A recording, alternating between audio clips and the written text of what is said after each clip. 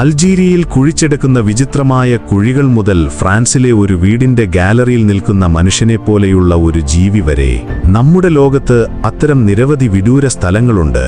അവിടെ എന്തെങ്കിലും സംഭവിക്കുന്നുണ്ട്. അത് വിശദീകരിക്കാൻ വളരെ പ്രയാസമാണ്. പ്രിയ കാഴ്ചക്കാരെ, ഇന്ന് നമ്മൾ വീണ്ടും ഗൂഗിൾ 2ന്റെ വീഡിയോകളിലാണ്. ഞങ്ങളുടെ പട്ടികയിലെ ആദ്യത്തേത് അന്റാർട്ടിക്കയിലാണ്. നിങ്ങളിപ്പോൾ ഉപഗ്രഹ കാഴ്ചയിലൂടെ കാണുന്ന അന്റാർട്ടിക്കയിലെ മഞ്ഞുമൂടിയ പർവ്വതങ്ങളാണിവ. എന്നാൽ ഈ പർവ്വതങ്ങൾക്കിടയിൽ മറഞ്ഞിരിക്കുന്ന ഒരു ഭയാനകമായ മുഖമുണ്ട്. അന്റാർട്ടിക്കയിലെ കഠിനമായ അവസ്ഥകളുടെ മുഖമാണിതെന്ന് ചിലർ വിശ്വസിക്കുന്നു. അതേസമയം ഒറ്റക്കണ്ണുള്ള ദജ്ജാൽ ഇവിടെ മറഞ്ഞിരിക്കുന്നുവെന്ന് ചിലർ പറയുന്നു. ഈ പ്രകൃതിദത്ത രൂപീകരണം സ്വാഭാവികമായും ഒരു ദൈവത്തിന്റെ വലിപ്പമുള്ള ഒരു മനുഷ്യന്റെ രൂപം സ്വീകരിച്ചു. ബാക്കിയുള്ള ജോലി നിഴൽ പൂർത്തിയാക്കി. ഒരു കണ്ണ്, അടഞ്ഞ മൂക്ക്, ചുണ്ടുകൾ, നെറ്റി എന്നിവയെല്ലാം ആരോ മനഃപൂർവ്വമുണ്ടാക്കിയതുപോലെയാണ് നിർമ്മിച്ചിരിക്കുന്നത്. എന്നാൽ 2009 ചരിത്രപരമായ ഉപഗ്രഹ ചിത്രങ്ങളിൽ ഭൂമിയിൽ ഈ പ്രകൃതിദത്ത രൂപീകരണം ഇതുവരെ അടുത്തിടെ രൂപപ്പെട്ടിട്ടില്ല. ഈ മുഖം വ്യക്തമായി കാണാൻ കഴിയും. വലിപ്പത്തെക്കുറിച്ച് പറയുകയാണെങ്കിൽ ഈ മുഖം ഏകദേശം 1 കിലോമീറ്റർ നീളവും മുകളിൽ നിന്ന് താഴേക്ക് 500 മീറ്റർ വീതിയുമുള്ളതാണ്.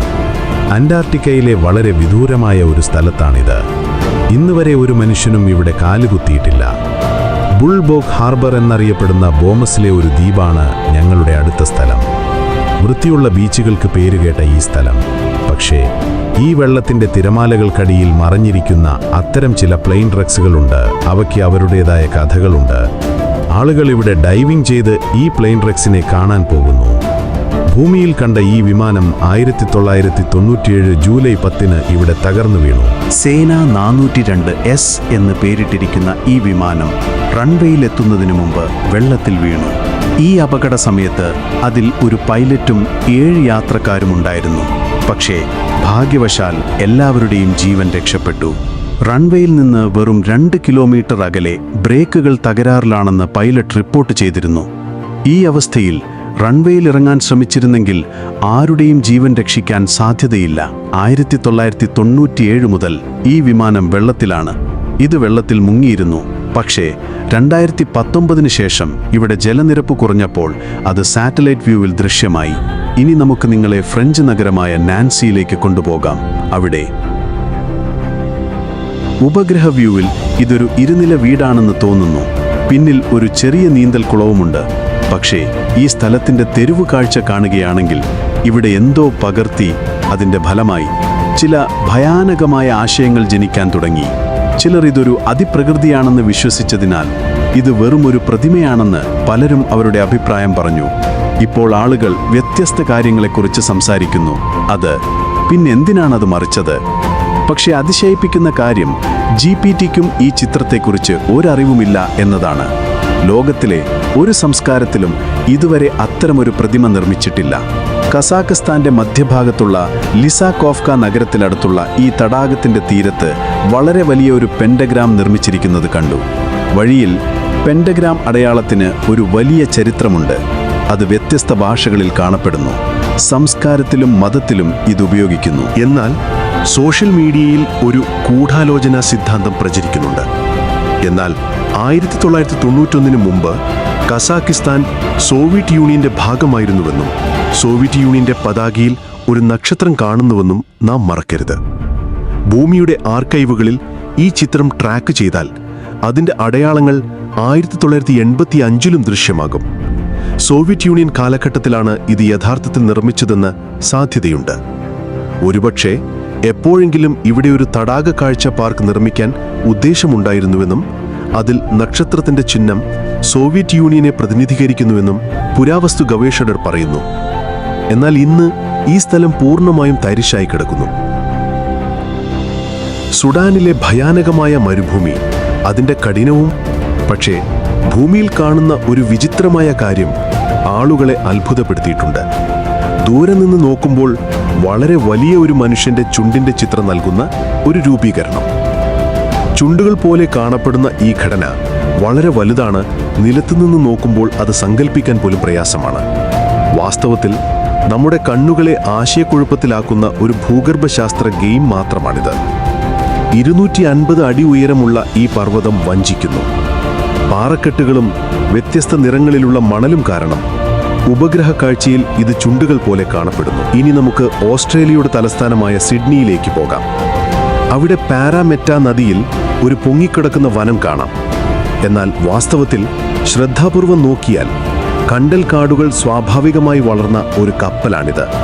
ഒരു ചെറിയ ഇന്റർനെറ്റ് തിരയലിന് ശേഷം അതിന്റെ യാഥാർത്ഥ്യം വെളിച്ചത്ത് വന്നു. ഈ കപ്പലിന്റെ പേര് SS എയർഫീൽഡ് എന്നാണ്. ഇത് 1911 നിർമ്മിച്ചതാണ്. ഇത് പ്രധാനമായും ഓസ്ട്രേലിയൻ തീരത്തോടുന്ന ഒരു ചരക്ക് കപ്പലായിരുന്നു. 1972 അതിന്റെ ദിവസങ്ങൾ അവസാനിച്ചപ്പോൾ 61 വർഷത്തേക്ക് സർവീസിൽ ഏർപ്പെട്ട ശേഷം ഹോംബുഷ് ബേയിലെ സ്ക്രാപ്പ് യാർഡിലേക്ക് അയച്ചു. പക്ഷേ അവർ ഒരിക്കലും അത് നീക്കം ചെയ്തില്ല. കാലക്രമേണ കപ്പലിനുള്ളിൽ കണ്ടൽക്കാടുകളുടെ ഒരു ചെറിയ വനം വളർന്നു. അത് മനോഹരമായ ഒരു വ്യത്യാസം സൃഷ്ടിക്കാൻ തുടങ്ങി. ഇന്ന് ഈ സ്ഥലം ഫോട്ടോഗ്രാഫുകൾക്കും വിനോദസഞ്ചാരികൾക്കും ഒരു പ്രശസ്ത സ്ഥലമായി മാറിയിരിക്കുന്നു. ഫിൻലാൻഡിലെ ഒരു വിദൂര സ്ഥലത്ത് റോഡിനോട് ചേർന്നുള്ള കാട് വെട്ടിമാറ്റി ഒരു വയൽ സൃഷ്ടിച്ചിട്ടുണ്ട്. പക്ഷേ ഉപഗ്രഹ കാഴ്ചയിൽ ഈ വയലിൽ ചെറിയ വെളുത്തു കുത്തുകൾ ദൃശ്യമാണ്. ഒരുപക്ഷെ മുകളിൽ നിന്ന്. പുറത്തുനിന്ന് നോക്കുമ്പോൾ അത് അത്ര രസകരമായി തോന്നുന്നില്ല. പക്ഷേ ഇവിടെ തെരുവ് കാഴ്ച കണ്ടാൽ ഈ വെളുത്ത കുത്തുകൾ യഥാർത്ഥത്തിൽ ഇതുപോലെയാണ് കാണപ്പെടുന്നത്. ഈ വയലിൽ ധാരാളം ആളുകളെ കാണാം. പക്ഷേ വാസ്തവത്തിൽ ഇവ ഭയപ്പെടുത്തുന്ന കാക്കകളാണ്. പക്ഷികൾ വന്ന് വിളകളിൽ ഇരിക്കാതിരിക്കാൻ യഥാർത്ഥത്തിൽ ഭയപ്പെടുത്തുന്ന കാക്കകളെ സ്ഥാപിച്ചിരിക്കുന്നു. പക്ഷേ ഇവിടെ അവരുടെ ഉദ്ദേശം കൂടുതൽ രസകരമാണ്. ദ സൈലന്റ് പീപ്പിൾ എന്നാണ് ഇവയുടെ പേര്. 1994 റിസോ കേല എന്ന കലാകാരനാണ് ഇവ നിർമ്മിച്ചത്. യഥാർത്ഥ ഡിസൈനർ വസ്ത്രങ്ങളാണ് ഇവ ധരിച്ചിരിക്കുന്നത്. എല്ലാ ആഴ്ചയും വസ്ത്രങ്ങൾ മാറ്റുകയും വൃത്തിയാക്കുകയും ചെയ്യുന്നു. ഇത് വഴി കടന്നു പോകുന്ന ആളുകൾക്ക് പ്രശസ്തമായ ഒരു സ്ഥലമായി മാറിയിരിക്കുന്നു. അവർക്ക് ഇവിടെയുള്ള റെസ്റ്റോറൻറ്റിൽ വന്ന് ഈ സവിശേഷ ദൃശ്യത്തിന് മുന്നിൽ ഉച്ചഭക്ഷണം കഴിക്കാം. ഇന്നത്തെ സിറിയയിൽ അപ് മായ എന്ന പേരിൽ ഒരു പുരാതന നഗരമുണ്ടായിരുന്നു. അത് യുനെസ്കോയുടെ ലോക പൈതൃക സ്ഥലവുമാണ്. 2011 ചില പഴയ അവശിഷ്ടങ്ങളിൽ ആഭ്യന്തര യുദ്ധം നടന്നുകൊണ്ടിരിക്കെ ഈ സമയത്ത് ആളുകൾ ഈ പുരാവസ്തു സ്ഥലം കൊള്ളയടിക്കാൻ തുടങ്ങി. അന്താരാഷ്ട്ര വിപണിയിൽ വളരെ വിലയേറിയ നിധികൾ ആളുകൾ ഇവിടെ നിന്ന് കണ്ടെത്തി. 2012 ഈ സ്ഥലത്തിന്റെ ഉപഗ്രഹ ചിത്രം വെളിപ്പെടുത്തി.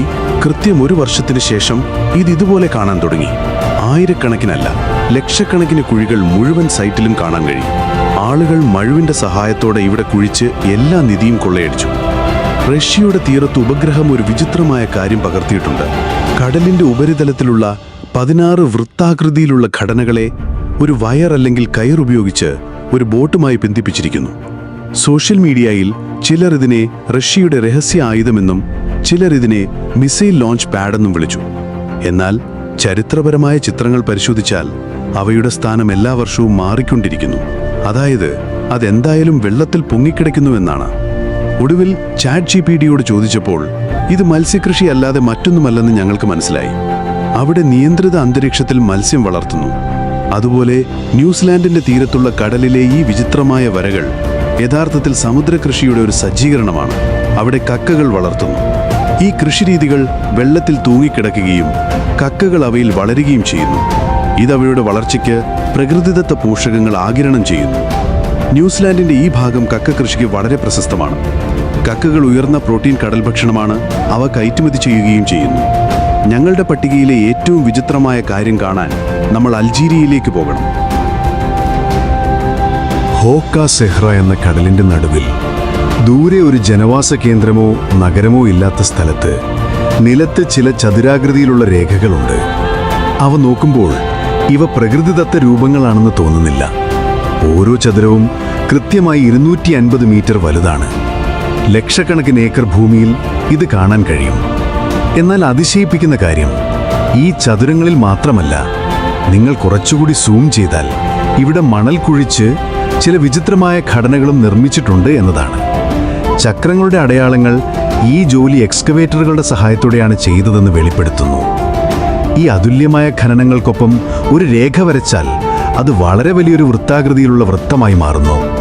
ഈ ചതുരങ്ങളുടെയും ഈ വിചിത്രമായി കാണപ്പെടുന്ന ഘടനകളുടെയും യഥാർത്ഥ സത്യമെന്താണ്?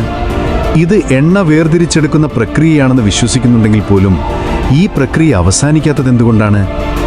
1955 ഉപഗ്രഹ ചിത്രത്തിൽ പോലും ഈ എക്സ്കവേറ്ററുകൾ ദൃശ്യമാണ്. മങ്ങിയതാണെങ്കിൽ പോലും ഈ ചതുരാകൃതിയിലുള്ള വരകളെക്കുറിച്ച് നമ്മൾ സംസാരിക്കുകയാണെങ്കിൽ അവ 2020 നിർമ്മിച്ചതാണെന്ന് അർത്ഥമാക്കുന്നു. നിങ്ങൾക്കിതിനെക്കുറിച്ച് എന്തെങ്കിലും ഊഹിക്കാൻ കഴിയുമെങ്കിൽ തീർച്ചയായും അഭിപ്രായ വിഭാഗത്തിൽ ഞങ്ങളോട് പറയുക. വീഡിയോയും നിങ്ങൾ ലൈക്ക് ചെയ്യുകയും പങ്കിടുകയും ചെയ്യുമെന്ന് ഞാൻ പ്രതീക്ഷിക്കുന്നു. നിങ്ങളുടെ സ്നേഹനിർഭരമായ അഭിപ്രായങ്ങൾക്ക് വളരെ നന്ദി. അടുത്ത അത്ഭുതകരമായ വീഡിയോയിൽ കാണാം.